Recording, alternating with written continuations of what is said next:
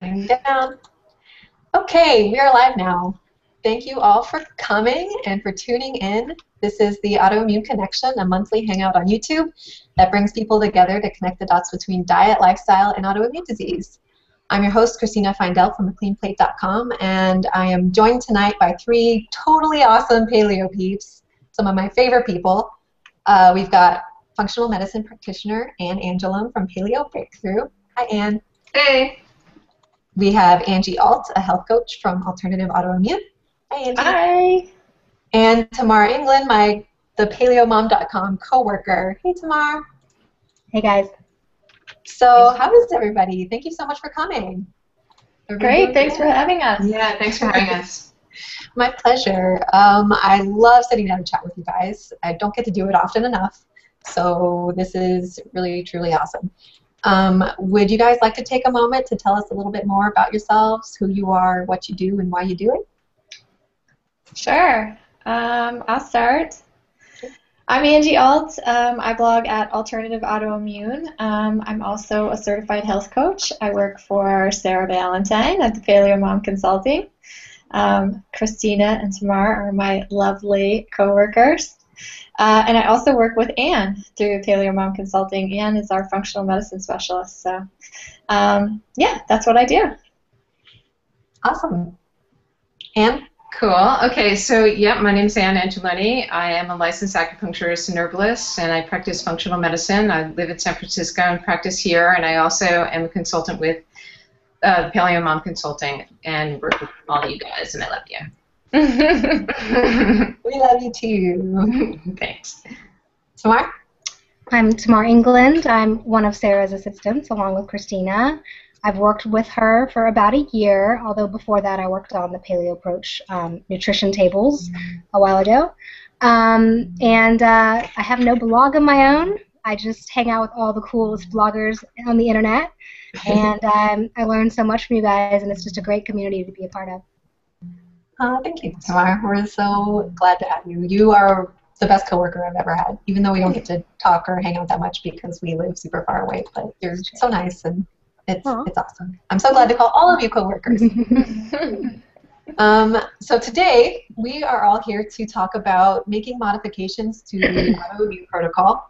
Sometimes out-of-the-box AIP just isn't enough to address all of these underlying issues that might be going on, like gut dysbiosis or nutrient deficiencies, or just the fact that your autoimmune disease has left your health in such a state that it requires a little bit additional care. So you'll be hearing from all of us about specific dietary changes that we've had to make after the autoimmune protocol in order to achieve better health. We'll talk about what everyone's doing, what their meals look like, why it helps, how they knew they needed to go down that road with symptoms and diagnosis and stuff like that, and whether these are long-term or short-term changes. But first, I feel it's important to make this disclaimer that, don't take this video to mean that if you're on the AIP right now that you need to start eliminating more foods for the best results. I don't want anybody to watch this and think, oh my gosh, I need to cut out all of these foods right now because they might be a problem. I think before we even get started, that the takeaway from this video will be that it's really all about listening to your own body and giving yourself time to heal and talking to somebody who is qualified to make these diagnoses and recommendations before unnecessarily limiting yourself. So now that that's out of the way, let's just dive right in. And I was nominated to share first. So I will break the ice by talking about my yeast sensitivity. And I had actually already reintroduced foods after following the AIP. I was on the AIP for about 9 months, and then I was eating mostly paleo for about a year and doing pretty well. But then I started having this really intense bladder pain, and my doctors looked for UTIs and kidney stones and interstitial cystitis, and they just couldn't figure out what was going on. Nothing was coming up positive. So I cut back to the AIP for a couple of months and kept expecting to get better, and I never did. So I knew I needed to dig a little bit deeper. And I found out that it was a yeast issue completely by accident. I just happened to run out of kombucha one week and stopped drinking it. And then when I added it back in like a week later, my pain flared like instantly, like as soon as I swallowed it. So that got me kind of thinking, well, what is it about kombucha that makes this flare? And I cut out fermented foods as kind of a experiment, and I talked to my doctor about it, and she said, oh yeah, yeast sensitivity, that's pretty common. And I was like, well, why didn't we think of that before? But it turned out to be that was it. I cut out fermented foods, and foods that are likely to grow yeast, like leftovers or anything that gets left open in the fridge, like maple syrup and preserves and stuff like that. I had to cut all of that out. But that solved my problem. I don't know. I'm sure there are diagnostic tests for yeast sensitivity. I don't know how reliable they are. I don't know what they are because I didn't have them done. I figured it out by process of elimination, and it was really just an accident. But I'm sure that could be done. I don't know. I think this is probably one of those areas where it's probably okay to play around with yourself. If you're on the AIP and you suspect it might be fermented foods causing a reaction, it's probably okay to cut them out and see how you do.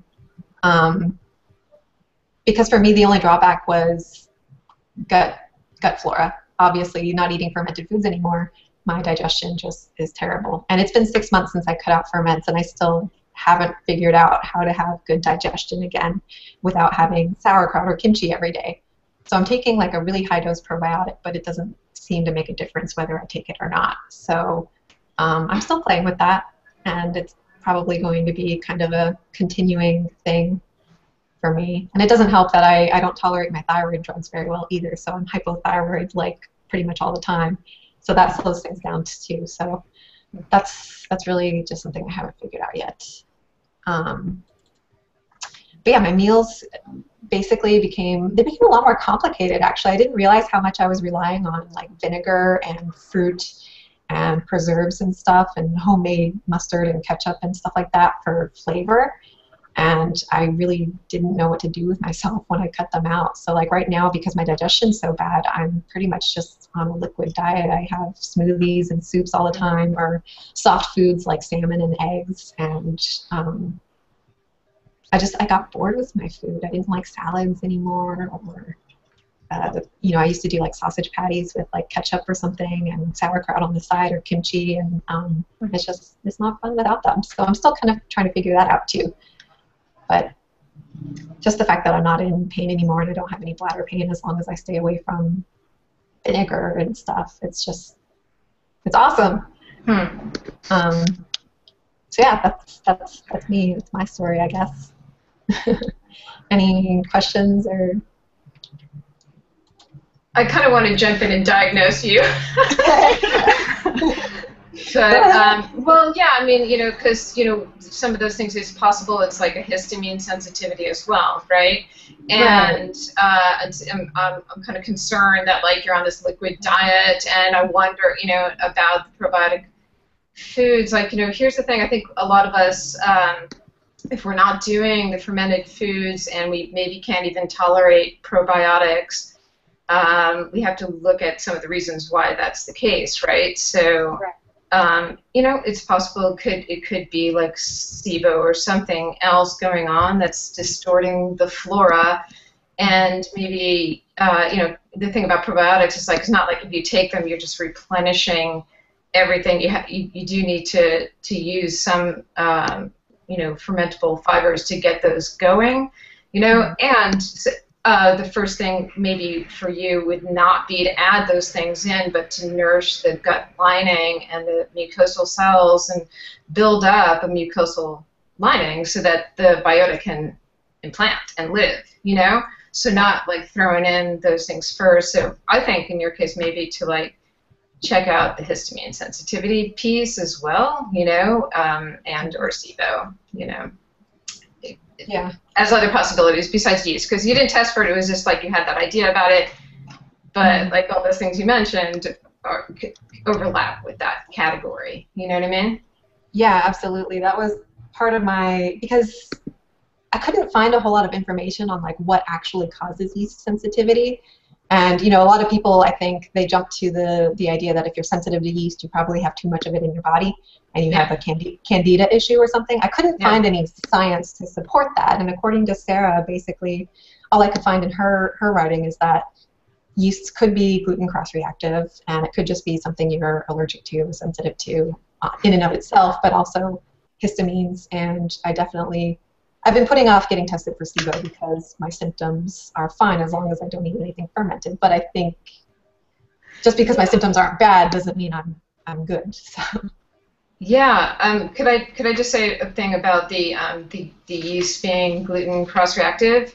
Mm-hmm. Because that's been an issue with the Cyrex lab tests, and I think that the takeaway from those tests is that if you have tested positive for alpha-gliadin, 33 mer, that's what the study that they did for celiac disease patients was based on. That they showed they had a greater potential, these celiac disease patients who had tested positive for alpha-gliadin, that they had more this potential to cross-react with dairy, yeast, corn, oats, millet, and rice, right?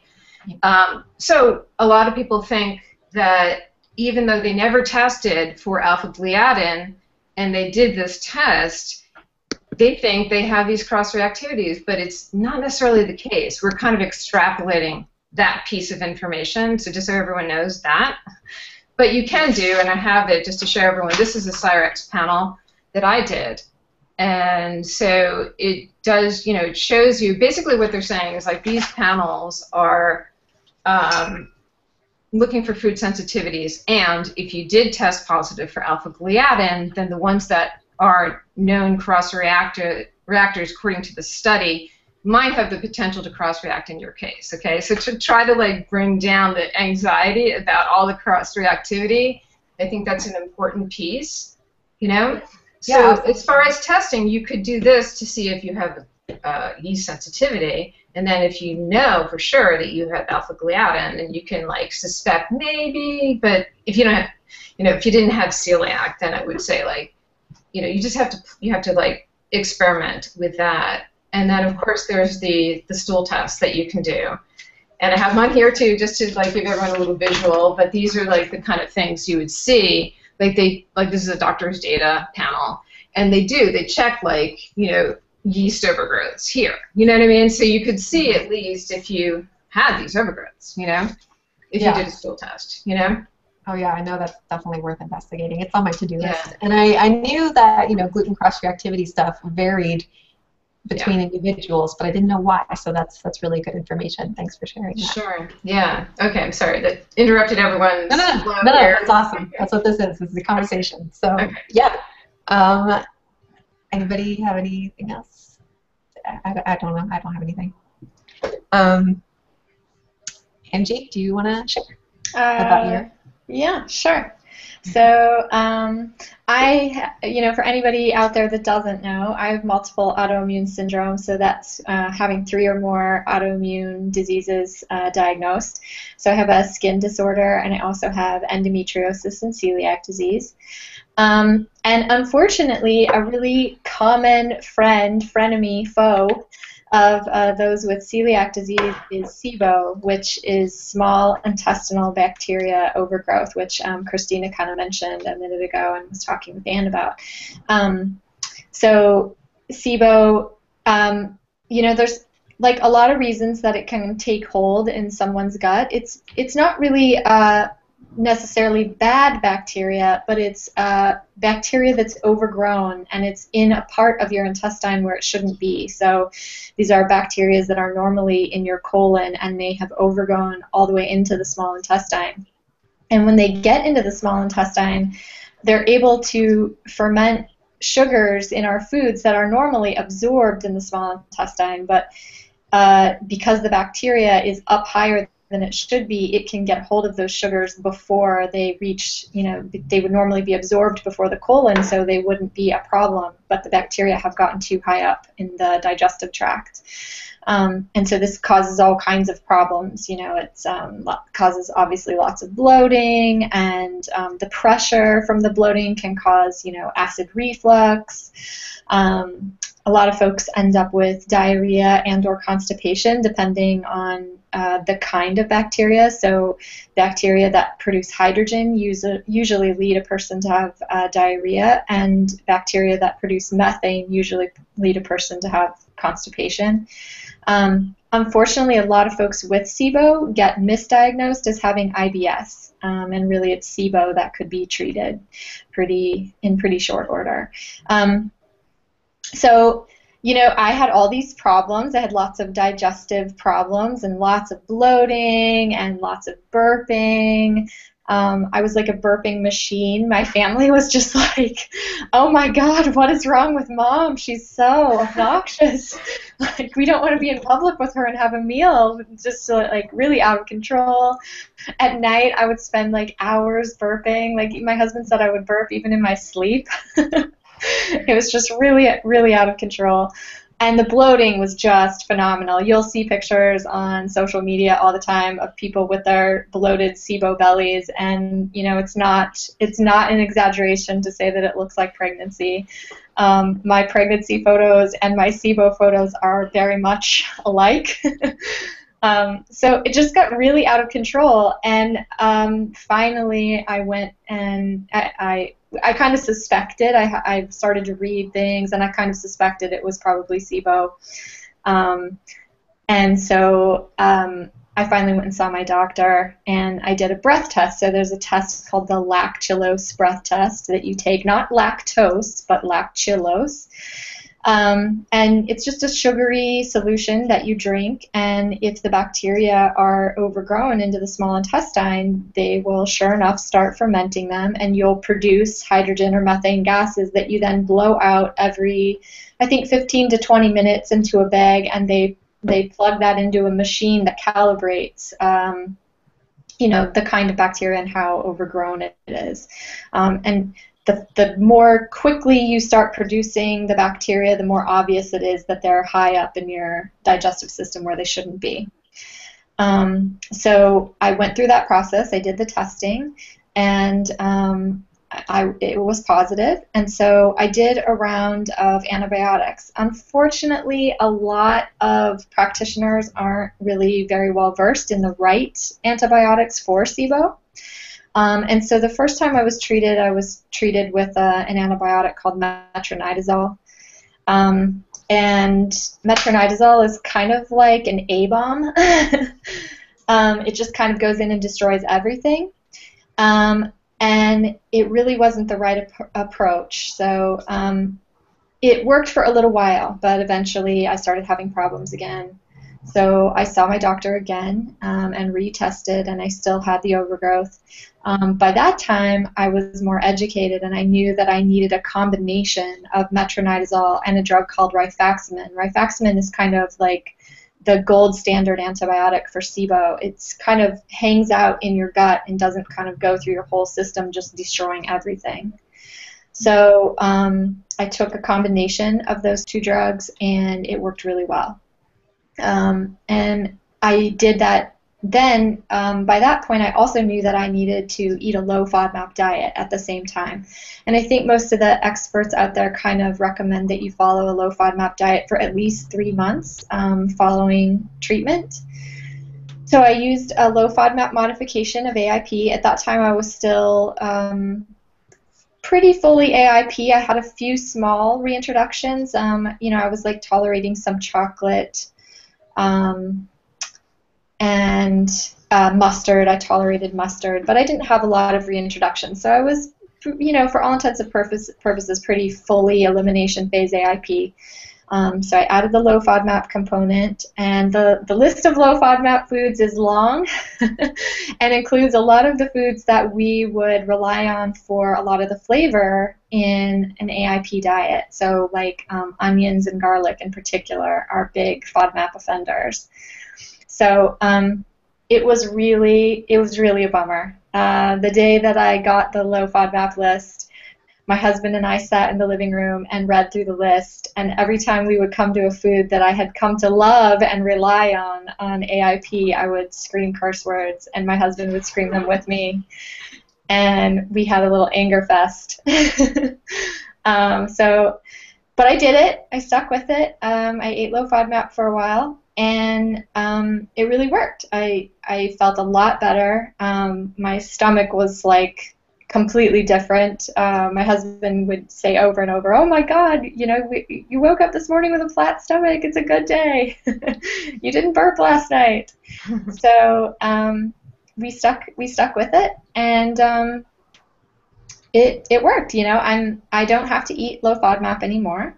And once in a while, if I eat too many FODMAP foods in the same meal, I'll get some bloating symptoms, and I'll know that I kind of need to back off a little bit, or else I'm going to feed those unfriendly guys, and they're going to overgrow where they shouldn't be.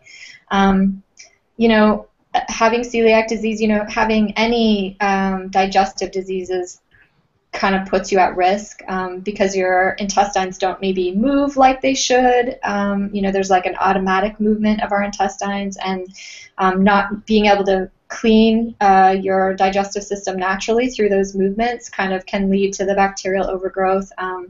People who have had any kind of surgeries and have like some obstruction issues, they are kind of at risk for it. Diabetics are pretty at risk for it. So yeah, you just kind of have to be aware.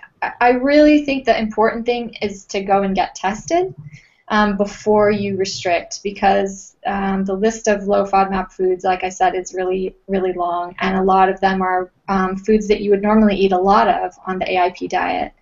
So you can really get into a case of being really way over restricted when you didn't need to limit yourself so much.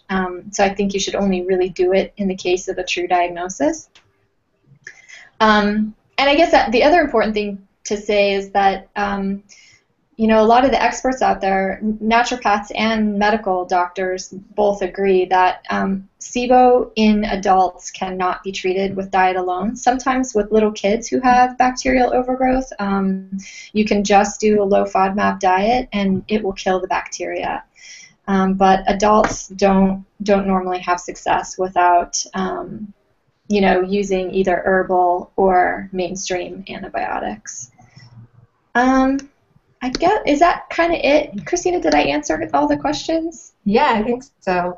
That's actually a really good disclaimer to add on to our disclaimer at the beginning, is that, not only should you talk to your doctor about these things, but you should listen to them. Like, we get a lot of people wondering, oh, my doctor wants to give me antibiotics. Should I take them because I'm worried about the bad things they might do to me? Well, sometimes that's the lesser evil. So yeah, right. So sometimes, and SIBO, I think, is one of those cases. SIBO can really mess you up. It really leads to some malabsorption of important nutrients, and it's just really uncomfortable and painful. So sometimes it's the right thing to do to go ahead and use those antibiotics. And the herbal antibiotics can be just as hard on the system as regular antibiotics if they're misused. So it's important to have a practitioner help you with that, and just focus on gut healing afterwards. I did a lot of bone broth during that time. I did a lot of liver. I followed up with probiotics.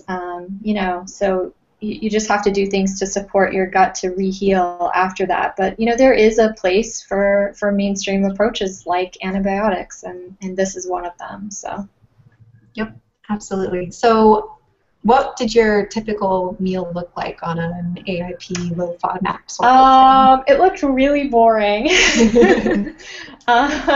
Let's see, I was just like looking at the low FODMAP list a minute ago to kind of try to remember what I would do. Like, for instance, our family eats taco salads every Tuesday night. We have Tuesday taco night.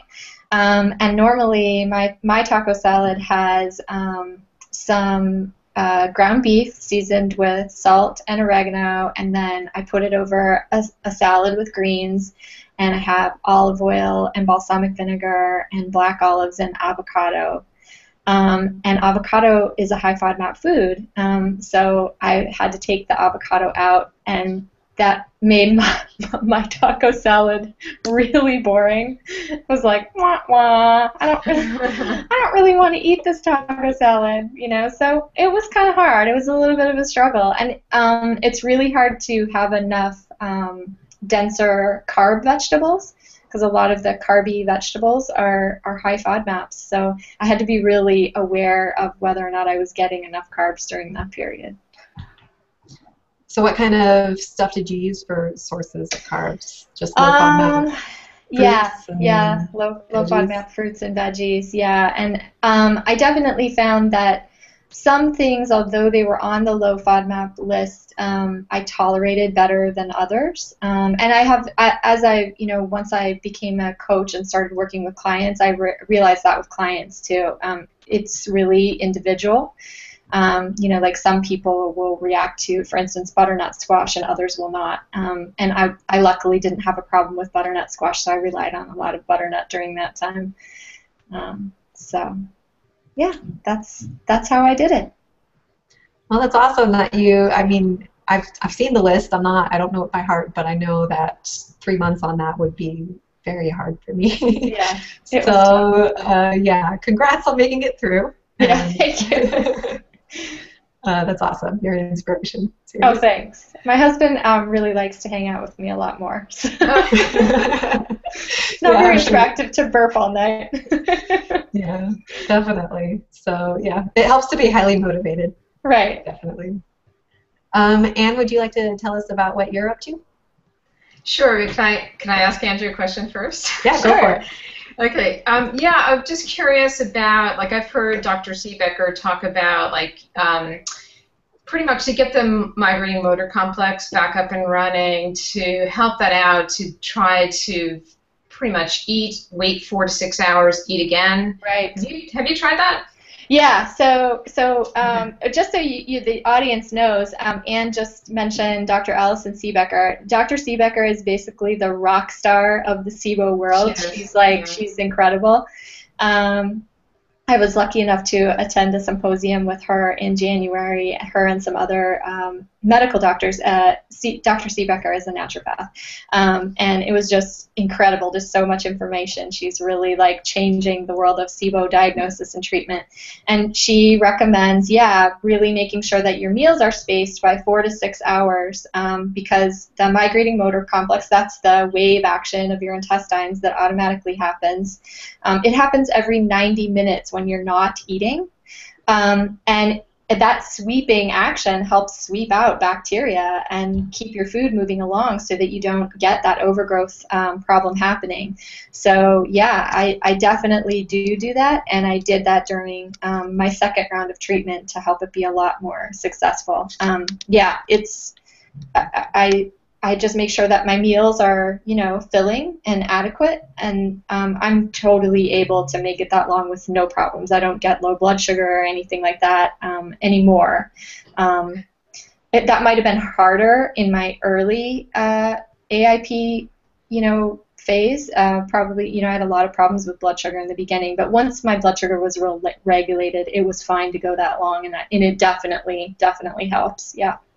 Nice. And one of the other things she suggests, and she's also an acupuncturist, is to do acupuncture. And so I have been doing that with patients, and then I put electrical stimulation, very mild, but pulsing on the points right near the navel. And it can be really helpful to just get everything moving. Oh, that's so interesting. Yeah. I didn't know that, Anne. That's really interesting. Yeah, so it's something to let people know about as well. Yeah. If they have an acupuncturist or want to find an acupuncturist to work with. Right. Yeah. So those are like two simple non-food related, non-antibiotic related kind of things to consider. Yeah. Awesome. Okay. I'm definitely gonna have to start eating. Because I eat like every 2 or 3 hours, just because I can't stomach a whole lot in one sitting, so I get hungry more often. Mm-hmm. And I definitely think that's probably something I need to work on, is not eating quite as often and give my stomach some time to rest. Yeah, it can be really hard if it's difficult for you to digest a larger meal, or if you're struggling with any of those blood sugar issues. I definitely have had some challenging clients who got SIBO diagnosis through their doctors. And then we were kind of working through a plan together, and that part was hard for them. So. Yeah, I can see it. Yeah. Alrighty, Anne? Okay, so you want me to kind of like go through my history and how I've gone through all my changes and stuff like that?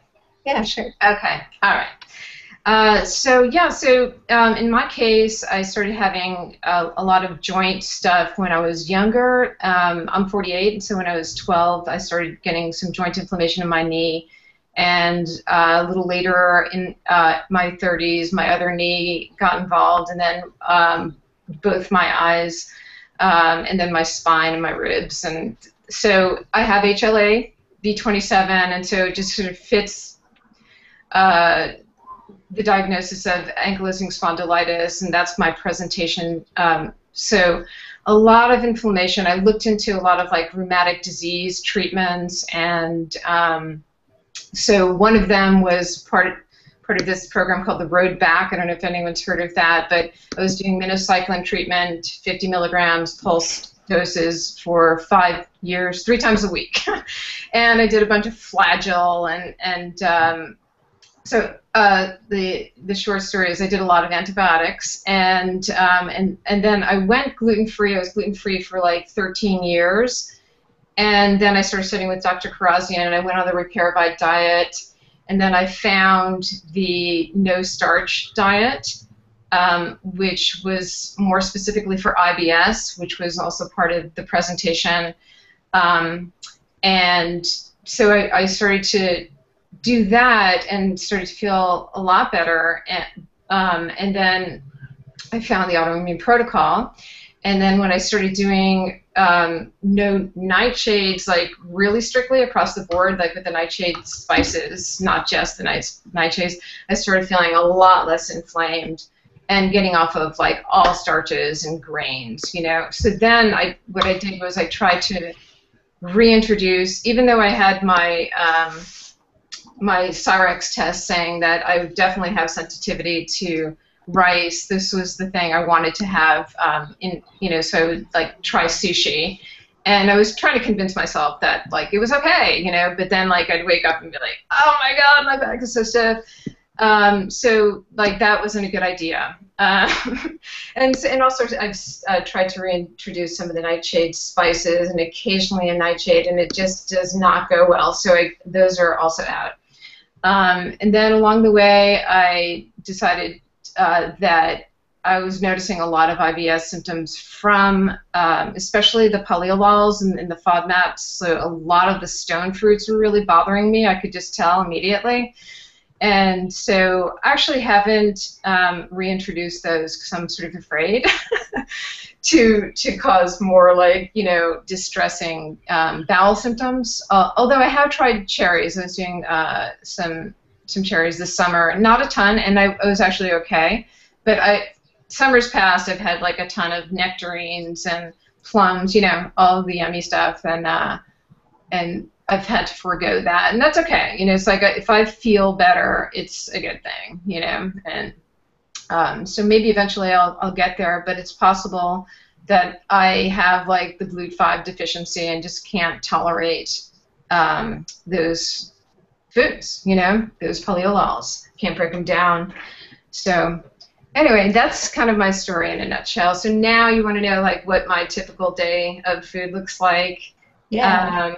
Okay, so usually like in the morning I'll have like either a turkey burger or grass-fed beef burger, and I use like really simple like either oregano or thyme and some salt, and maybe have that with like some greens, or I'll make a green smoothie. If I don't have that, maybe it's like a chicken breast or something like that. Usually it's meat and protein in the morning, and the main like carbs that I do are bananas and some plantains, not a ton, but that's pretty much those things plus carrot. I do carrots and beets, and then I do a ton of cruciferous veggies. So and I can tolerate red onions and green onions and cauliflower and avocado and things like that. So I'm pretty happy with that. And then I like douse everything with a bunch of olive oil or avocado oil, or fry up the plantains in coconut oil, things like that to get the fat, you know, or use the MCT oil in smoothies. So that's pretty much like that's breakfast. That's also kind of like lunch and dinner. All those, it's like pretty much variation on the theme. Yep, sounds familiar. Yeah. That sounds really good. I was thinking about doing like a, me on a no-starch sort of thing, and I was like, but what about plantains? What would I do without plantains? Yeah. So that's good. You can eat them. Well, I can't really do the sweet potatoes.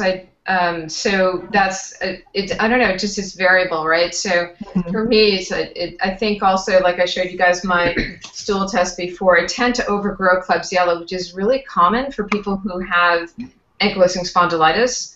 And so obviously starch is feeding that. That's the point of the no-starch diet, and I think why the autoimmune protocol works so well too. For a lot of these things, because you're not feeding any of these overgrowths when you're bringing the starches way down, right? So, so that's the thing. Can you tolerate sweet potatoes, Christina? Yes, as far as I can tell. Okay. Yeah. I don't really like them that much, so I don't eat them often. Yeah. Okay. But yeah, I probably have too many plantains. I love those things. Yeah, they're so good. Yes. So awesome. Thanks for sharing. Sure. Tamar, are you ready? I'm ready. Mine just goes back so long ago. I was diagnosed with Crohn's in 2001, and even before that, I remember having just a sensitive stomach that so many people have, and it just kind of all came to a head at one point in 2001 when I was having eye infections and an ulcer in my throat, and just kind of with autoimmune conditions, sometimes they just show themselves in little previews before they actually kind of show themselves. And at the time, looking back now, I see what it was happening. At the time, I was 20-something. I had no idea what was going on. It's before I had kids. I was working full time, just going to work every day, and just basically hiding in the bathroom 4 or 5 times a day until it got to the point where I couldn't go to work anymore. I was just constantly in pain. I had a fever constantly. I was constantly in the bathroom. Long story short, several hospital stays and doctors, and finally someone's like, oh, I think you have Crohn's disease. And it's amazing now to think about how long it took to get this diagnosis. But I think when you're young and otherwise healthy, oh, it's just a bug, or you're just sensitive to this, or et cetera, et cetera. And, I was pretty mainstream food-wise back then. I don't think I really knew of any particular diet. And I think my doctor just told me, here's some prednisone, here's some Pentasa, which is kind of an anti-inflammatory oral medication, and you shouldn't eat raw vegetables. That's like what he told me. However many years ago that was, 13 years ago. And by the way, I still don't eat raw vegetables. Like I've tried off and on, but I'm still afraid. He just this word stuck with me from 2001. And I think for a while I was fine on that medication. I still pretty much ate whatever. I think I even had a vegan phase, which I always think is interesting because so many paleo people I know had a vegan phase. Anybody here had a vegan phase besides me? Oh yeah. I think it's the first kind of alternative diet people look to because it's the most common. So people are like, oh, maybe diet change will help. I'll try veganism. Yeah, I remember eating a soy veggie burger and broccoli. That was my dinner. Yeah, lots of eggs and rice for me. Lots of Morningstar Farms products that I don't touch now, but I ate a lot of back then. I'm trying to fast forward. It's such a long time, but I had a flare in 2012, I think, when I was in the hospital for 5 days. And actually, that's when Sarah and I connected because we had some mutual friends who had said we should get together, but we'd never actually got together. And actually, Facebook messaged her from the hospital bed, and I was like, "Hey, remember me?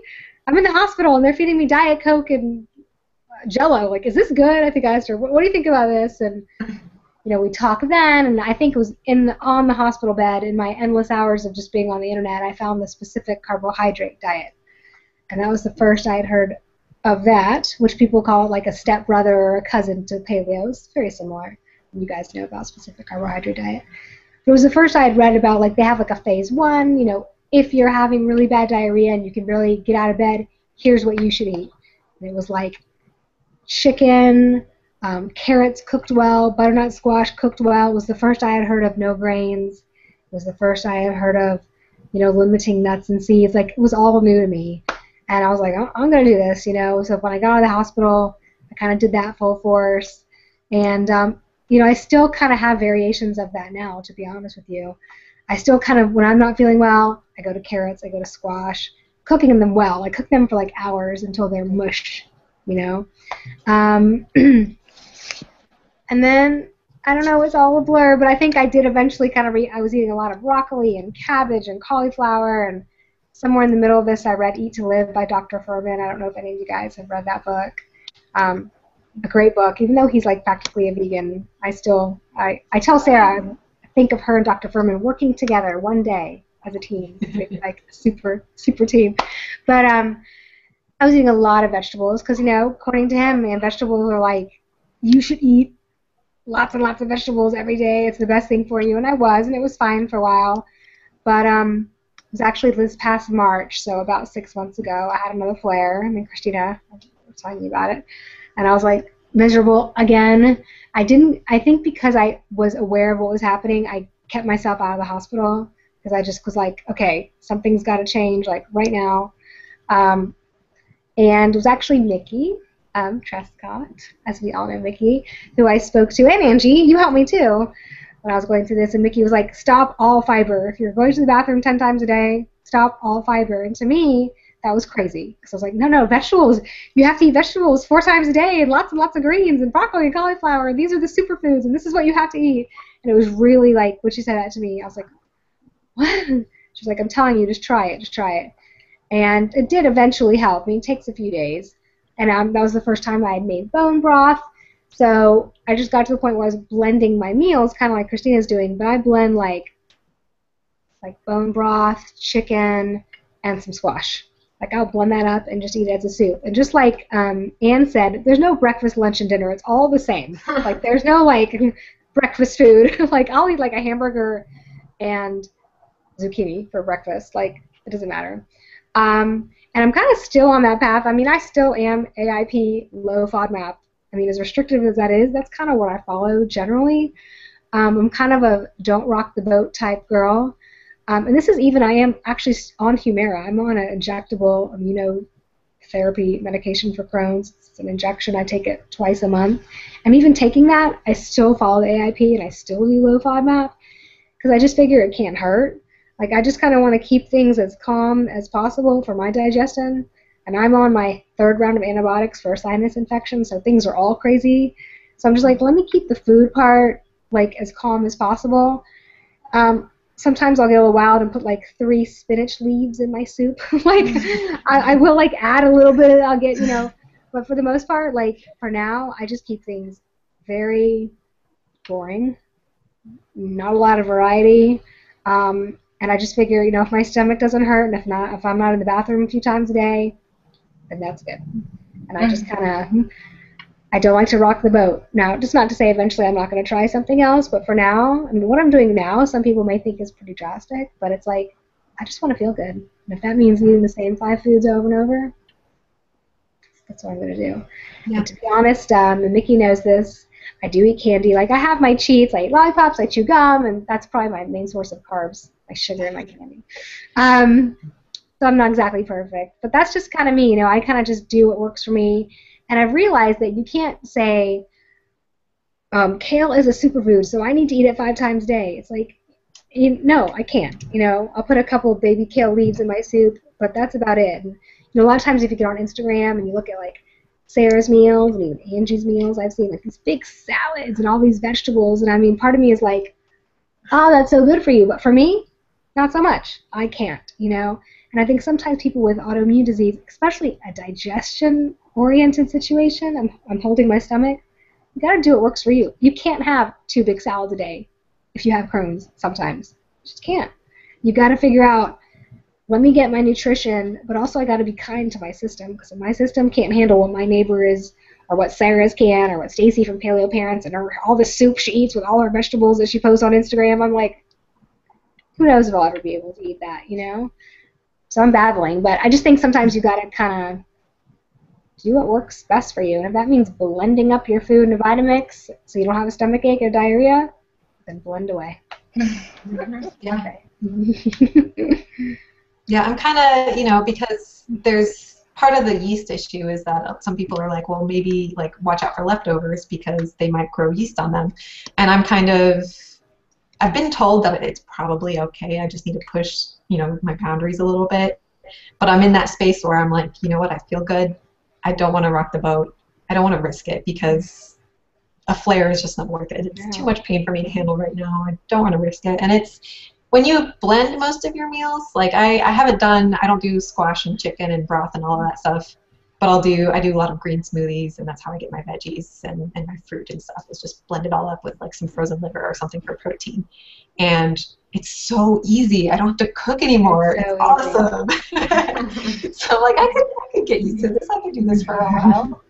I do cook. Obviously, I still cook the stuff before I put it in the Vitamix, but I just make big batches, and I don't do any seasonings. Like, you're not going to see me posting photos from the Paleo Approach cookbook. Like, I don't really cook.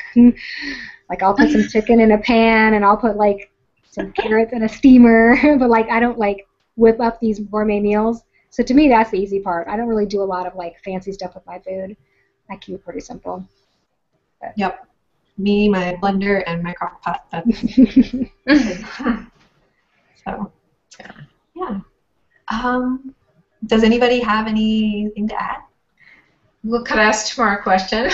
Oh my gosh, you could diagnose me. No, I'm not. I just wonder if you've tried LDN. No. Oh, okay. Yeah, just because I know a lot of people get really good results just in terms of... that's a good idea. Like for pain?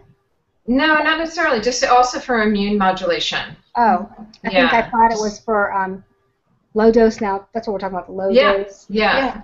It can help for pain, but it's also for increasing the regulatory T cells, so as to modulate your autoimmune. But you said you are taking Humira, did you say? Humira, and I take Lialda, which is like an oral medication for Crohn's.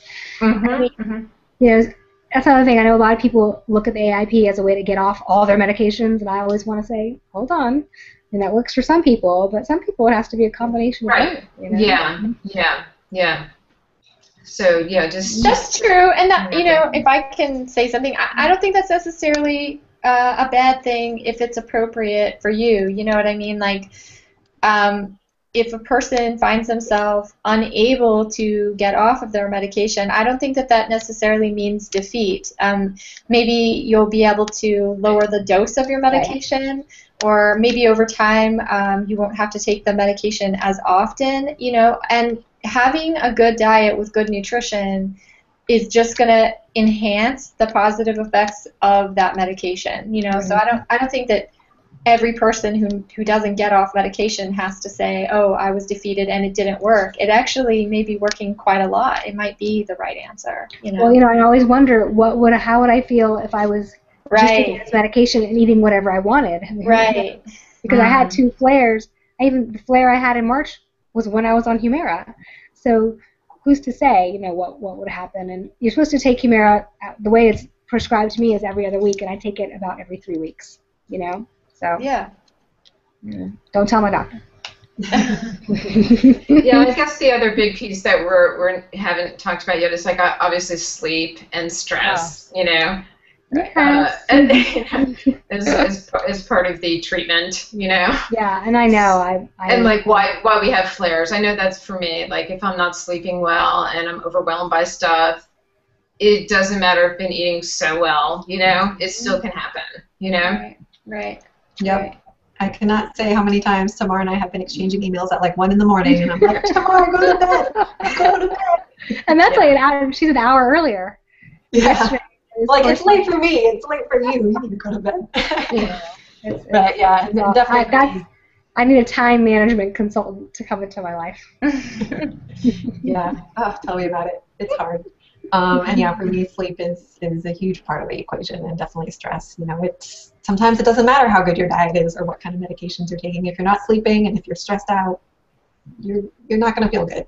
Mm-hmm. But I think that's one of my biggest pet peeves, actually, is people who come onto the AIP and then email me or comment asking, like, okay, when can I stop taking my thyroid drugs? And for me, I'm like, there are worse things than taking thyroid drugs, right. Like, I mean, I don't tolerate them well yet. I'm still trying to figure out how to take mine regularly to keep my thyroid healthy and still, not have an adrenal flare as a result because of the T3 or something about the drugs or whatever. So it's, I get it. It's tough. Like, it would be nice to not have to worry about that part of the equation, but there are worse things, and they're not that expensive. And, it could be worse. Right. I think that a lot of times when people start the AIP, they may have somewhat unrealistic expectations of what is going to occur for them. They think it might be this one-size-fits-all, it's going to happen within a week. It's like, no, it's like anything else. I mean, well, I think that's like a really good point, Tamar. Like, it is not a one-size-fits-all. And that's actually what's so great about AIP from my perspective, that it's not really a diet, it's a template. A template means self-discovery. You have like a basic pattern that you can follow, but you use, your own knowledge of your body and trial and error, your own experimentation on yourself to figure out what does your AIP look like, Well, that's a good line for somewhere to put that. What does your AIP look like? Think about that. Tamar, you're such a marketing genius. You heard it here first. But can I say something on that note? Because I think also, there's such a continuum of where you're at with your autoimmune reactions to tissue destruction, to full-on autoimmune disease that's maybe even attacks so many other tissues besides the one that it started in, right? Right. So for me, like from age 12, having knee inflammation, then going to my eyes and my other knee in my 30s, and then later to spine, you know what I mean? So it's like, so I knew that like I had to do this for a long time, and it is a rule of thumb in natural medicine that you've got to give yourself 1 month per year that you've had something chronic to treat it, and then, obviously, like, it didn't take me 35 months, to start seeing improvement, even though I had a disease process going for that many years, but it can take a shorter period of time, and I think this accelerates your healing in a great way because obviously you're just taking out all the things that we know are inflammatory or contributing to inflammation in some way or another, and then you start tweaking and finding out what else you need, where else you need to go with this, right? And then you start investigating a little bit further. But I guess the point is that it can take some people like a few days to get like great results, but maybe they're the kind of people that just started noticing a little bit of skin reaction or some joint pain, and they have some food sensitivities and are inflamed, and they just needed to like get off some of the inflammatory foods. But then there are the people who might have MS for many years, or ankylosing, or whatever, celiac for a longer period of time, and in those cases, I think it's really it's good to know, like, okay, maybe I should really think about this more seriously for a good 3 to 6 to 9 months or whatever, And that's so, I didn't know about that rule of thumb, and that's so, like, interesting. That makes so much sense to me because, basically from my first symptoms of celiac disease, my earliest symptoms until diagnosis, it was like 11 or 12 years. Which is really common. Celiacs are often delayed in diagnosis by like 8 to 11 years. That's average. Mm-hmm. So, my 11 to 12 year range really was really not abnormal. And then, from the point I started AIP till I got to a point where I felt like life-changingly healed was about a year, about 12 months, about a month for every year that I was having symptoms and not getting proper treatment for celiac disease. And I had some really big improvements within days, and within like probably 3 to 6 months, all of my kind of really worst symptoms, like the stuff that was really difficult to deal with, the stuff that like has you in bed day after day, most of that was resolved by that point. And then about 6 more months, and I was like, whoa, like I have energy again, I want to go do stuff, my life is back, so that makes really good sense. Cool. Yeah. Yeah. I had the same experience. It took me about 10 years to get diagnosed, and it was about 9 or 10 months on the AIP where I finally felt like my neurological problems were gone, or at least it's getting better. Sometimes I'll still I'll stumble over my words when I'm talking sometimes, which was a really big symptom for me before I was diagnosed. And sometimes that still happens, and it's usually because I ate something that didn't agree with me or I didn't sleep well enough. But it was about like month 9 or 10 when I noticed that was gone or not happening as often. So that is really good to know, and I think it's something it's tough for people that are just starting out to realize, what is ahead of them, because a lot of us did have, in the first couple of weeks or the first month or so, like a lot of that stuff went away and we all felt a lot better than we did before. But some of the more chronic, more subtle things, it can take a while. Right. And as we've illustrated, I hope tonight in this talk, that it's not a one-size-fits-all. It kind of changes. And for me, my problems didn't happen until after I'd been off the AIP for like a year before I started having more symptoms. That made me think, first I need to go back on the AIP, and then, okay, that didn't work, now what? And it turned out to be yeast. So, it's a continuous process, I think, for most of us, and it might be something that, over the years I might have to come back and troubleshoot again and again and again, and that'll be fine, because I'm a lot better now than I was 3 years ago before I found the AIP. So, right. Any improvement is improvement. Exactly. Okay. Does anybody have any final thoughts or questions or? Just thanks for having us. It was super interesting. Yes. I learned a lot from all of you guys today. Me too. Yeah, thank you guys for coming, and Anne for all your feedback. I'm gonna go look up those tests and all of that stuff, and try to eat less often. That's my takeaway. Oh, I'm sorry. I was going to comment on that. Hold on. So, Anne, you were the one that mentioned going 4 hours between meals, right? Yeah, I got that from Dr. Seebecker. And Dr. Furman in Eat to Live also talks about that. He doesn't say a time, but he talks about the difference between toxic hunger and true hunger. Mm-hmm. So I think, let's say if you wake up and you have some toast and some coffee and like a donut, you're going to be hungry an hour later because it's simple carbs and there's no fat, there's no protein. Mm-hmm. And he talked about if you're hungry an hour later after you eat, that's not true hunger, that's toxic hunger because your body is thinking about the sugars and the grains. But the true hunger is something you feel in your throat. So he talked about it in his book. It's like if you really wait several hours between eating, you will feel your hunger here. And for me, I set a timer on my phone. I literally set a timer on my phone. I try not to eat until the timer says 3 hours. If it's 4 hours, that's even better, because I think what you're saying, it really allows your stomach to empty and to allow that digestion to occur. Because if you keep just piling food on, I don't think that's the best way to do it. Now, unless you have low blood sugar, or you're pregnant, you're nursing, I mean, there are obviously certain conditions where you have to eat more frequently.